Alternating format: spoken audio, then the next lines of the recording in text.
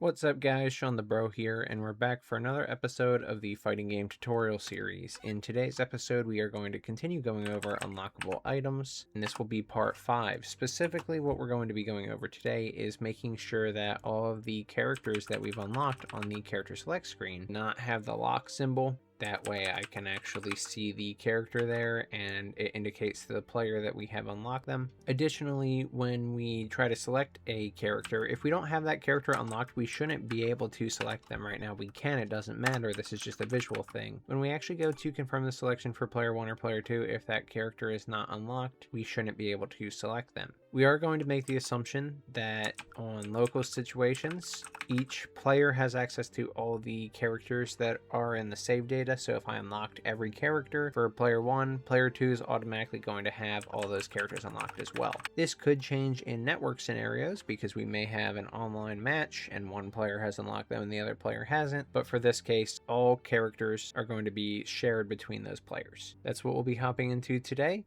If you want to get caught up in the entire series, I can show you everything that we've done in the fighting game tutorial series in this playlist right here in the top right corner. You can see how we've done our stage intros, our other character select and stage select episodes, our actual combat, our multiplayer, and a whole lot more. Alternatively, if you don't care about that and you only care about the character select screen and locked items, that's perfectly fine. You don't have to watch the whole series to follow along with this episode. I recommend that you do watch the other episodes of Unlockable Items, as this is just one big system and we're going to be continuing to build on it in today's episode. So if you're familiar with the Unlockable episodes, it'll be a lot easier for you to implement this behavior in your project. I'll link that right here in the top right corner as well. With that out of the way, we can go ahead and get started. Now, this is a code and blueprint tutorial series. We're going to be working mainly in the blueprints today, as we are going to be working in our character select screen, which is a widget, and our item selection element, which are the individual cards for the characters or stages or whatever they may be. First things first, let's go to our character select screen. So blueprints, widgets, menus, character select screen. And let's also open up our item selection element in the same path, blueprints, widgets, menus, item selection element. Character select screen is the menu that we're on where we were seeing all those lock symbols, and the item selection element is the individual item that has those lock symbols, like the mannequin character, the mutant character, our stages, or whatever else we put there. Now, in the previous episode, we had created all the functions that we need to actually determine what should display in these item selection elements on our character selection screen. But we never did any logic for what should happen when these elements are locked. So if we go to item selection element and go to this function that we have, set item details, this is what we pass in to this widget so that we can set everything appropriately on it so that we get the right image, the right details, and if the locked image is visible or not. This was good enough for displaying it on both the store widget and the character select screen, but we also need to store the data about if this icon, really if this element is locked or not. If the item is not locked, then we want to get rid of this. So we don't want to only do the visibility on the locked image one time. And that means I'm going to change this set item details function a little bit. The last parameter that we have in set item details is if it's unlocked or not. We were getting this data from the data table or the save data. Is unlocked was then going into this branch right here to determine what the visibility of the locked image should be. I would rather place a variable in here that takes in the value of is unlocked. And to do that, we can make a new variable. It will be a Boolean and will be is unlocked. It will default to false, meaning that it is locked. And if it's locked, then the visibility of the locked image will be visible, which means we won't have to change any behavior there. So set is unlocked. Plug it in here, plug it into the branch, plug the result of the set node into the branch, and set this value based on the parameter in the function here. So we're setting is unlocked based on the function parameter, then we're using that new variable to drive the visibility of the lock icon. And the importance of this is, again, we can now access this is unlocked value from other places to determine if the locked icon should be present or not. I'm also going to drag the is unlocked variable up to the top here just because that's how I like to organize my variables, but you don't have to do that. Now on our character select screen, as I mentioned, these are item selection elements. You can see them here. It says item selection element. So that means these cards on the character select screen will have access to that variable. So there's two components to this. The first thing that we want to do is make sure that we hide that locked icon when the character is unlocked. But the other one is that we can't select that character if they're locked. For the first one, we can actually still handle this within the item selection element. What you may notice is that the item selection element set item details has pretty much all the same fields as our unlockable item data. We had initially passed that data into the store icons, and we broke it up variable by variable because the store widget did not need to know the unlockable item data. If we are to make a new variable called item data, and we'll make a type of our structure, which is unlockable item, we can then go through our unlockables array that we have in our game instance. If we go to our base game instance, this is our overridden game instance class for our project.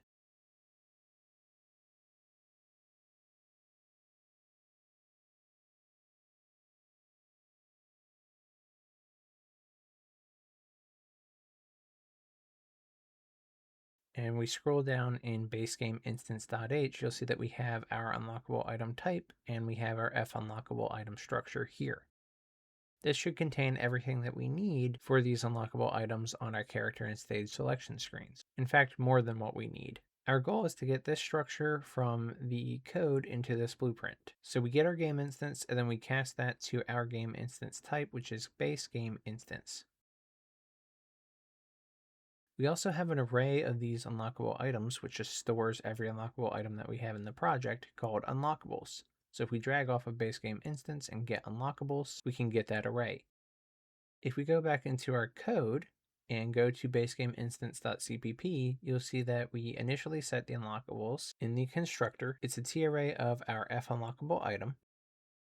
Then when we load up the game, initialize all the data by reading from the data table. However, the save data is going to override this because the data table elements are the defaults. By default, some characters will be locked, but our save data may say that we've unlocked them. So once we load in our save data, we'll see that we have this character unlocked, or this one is still locked. And that will get us the information we need for our character select screen.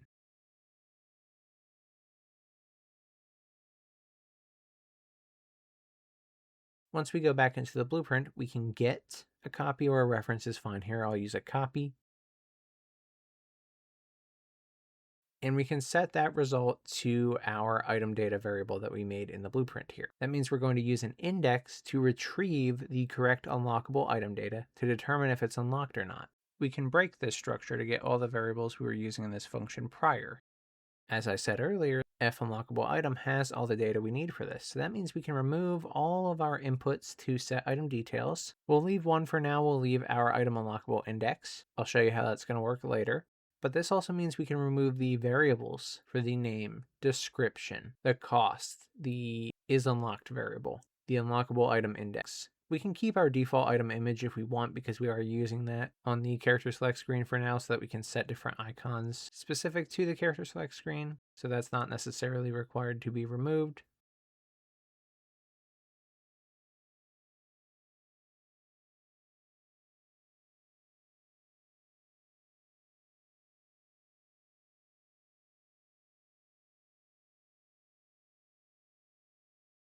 We do have this section where we use the item data from the passed in data to set the image. The default item image that we have will now do that, and it gives us the ability to override it on the character select screen, as I was just saying. So that means we can completely replace everything in this function up to the branch with this new logic that we added in today's episode.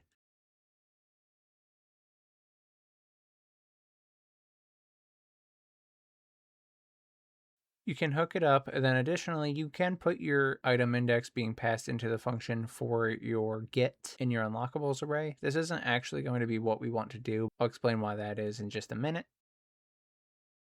Then we can plug is unlocked from the broken structure where we see all the values here into the branch.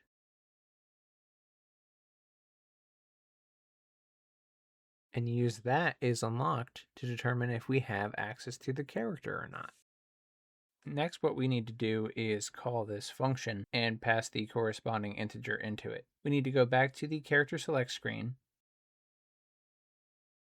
In the previous episode, we did add a few functions that I want to clean up as well. We had made copies of some of our functions, since previously we were using buttons and now we're using images. So you see here in Move Selection Border, we changed our Update P1 button visuals to Set P1 Image Border, and that means the Update P1 button visuals that you see here is no longer being called anywhere in the character select screen.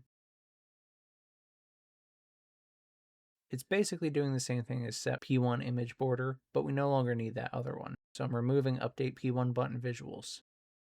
There's a very similar case here for Update P2 button visuals and Set P2 Image Border. We won't need Update P2 button visuals, so we can remove that as well. There's one more instance of this, and this is RP1 P2 on same selection and RP1 P2 on same selection image. Again, same thing, just changing logic over from a button to an image.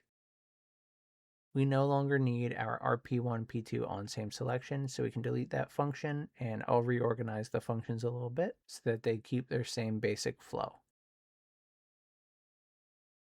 At this point, we are ready to continue with what we were doing, so we need to make a new function now, and this new function is going to be us assigning the character data. So assign character data for the name.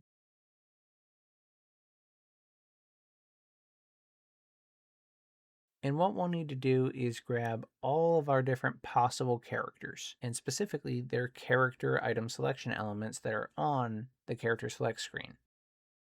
We have them all as variables, actual cards for those characters that we have on that screen. And I have 2 rows of 5 columns each, so I have 10 characters. I want to grab all 10 of my variables here. Character item selection element 1, 2, 3, 4, 5, 6, 7, 8, 9, and 10.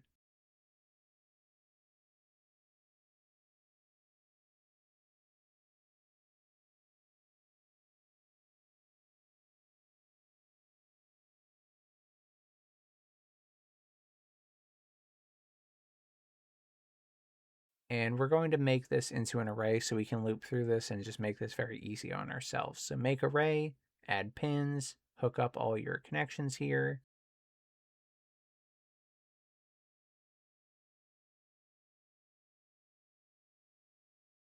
And we can do a for each loop off of this array. That way we're looping through every single element that we made in this array, or all of our character item selection elements.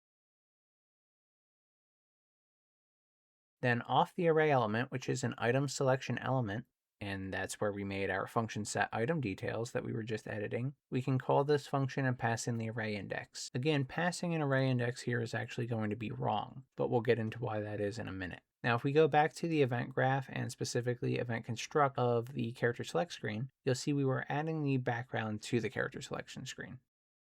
I'm going to call this new function right after that. As long as you do it in event construct, it should be fine, but I think this is a good spot for it. So assign character data. You can either drag it in or search for it. Make sure we're calling our function here, and then we're ready to begin testing. When you come into your game, first go to the store.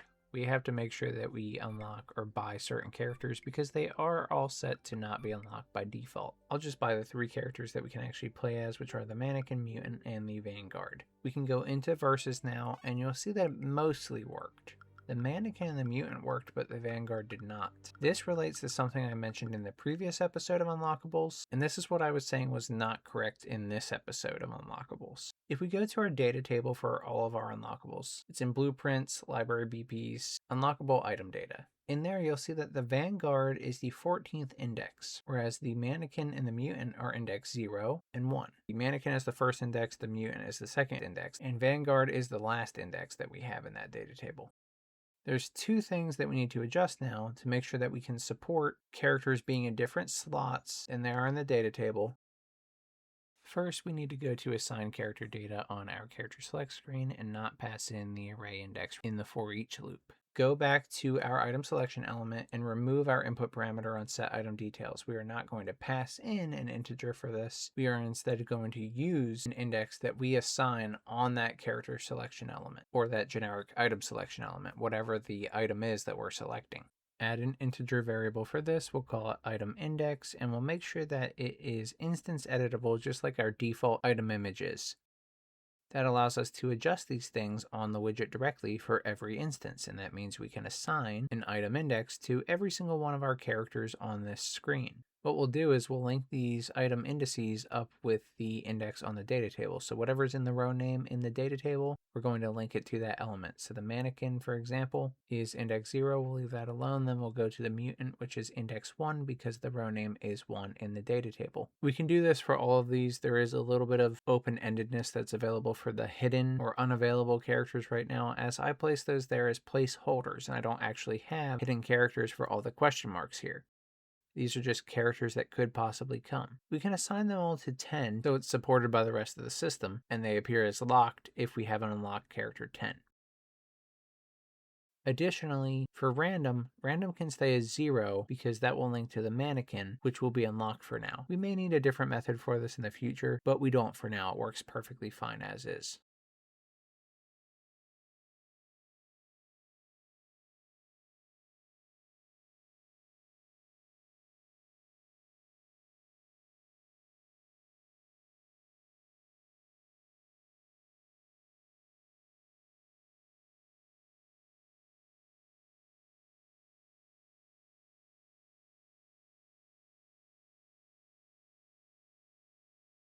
Make sure you link your Vanguard as 14.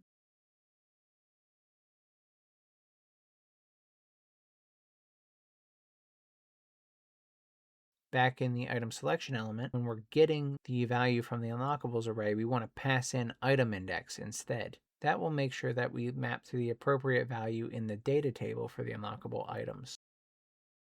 Go through the same steps by the 3 characters, the mannequin, the mutant, and the vanguard. You'll see that they've all unlocked properly. You'll notice that our hidden characters are still locked, which is the expected behavior. If we are to go back to the store and purchase those hidden characters, then you'll see that they become unlocked. And that is also what we would expect. So the entire selection screen for this is working as expected. You will have to do this every single run though, unless you save your progress, which you can do by playing a match. I hope you guys enjoyed this episode on unlockable items in your fighting game tutorial series. If you did, please subscribe and consider joining the Patreon, YouTube membership, or Discord subscriptions to help benefit the channel. I really appreciate everyone who has. I want to give a huge shout out to them. You're all amazing, and I really hope you're enjoying all the benefits and all the episodes. If you ran into any issues with the tutorial series, either this episode or any of my episodes, feel free to join the Discord community. There is a link in the description, and that support is completely free. Thank you guys so much for watching. I'm Shawnthebro, and I'll see you in the next one. Goodbye, guys.